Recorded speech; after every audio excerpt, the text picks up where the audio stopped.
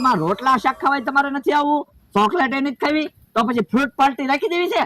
હા હા બકુલભાઈ, ફ્રૂટ ખાવું. તો પાણી એમ કયો ને, મૂંઝાવાનું થોડું હોય. આજ મારો બર્થડે છે, જલસા તો હોય ને, લ્યો હું ફ્રૂટ લેતા આવું. ઓલ્યા બકુડો માન ઝપટ માં આવ્યો, ફ્રૂટ ખાઈ ખાઈ ભૂકા કાઢી નાખ્યો.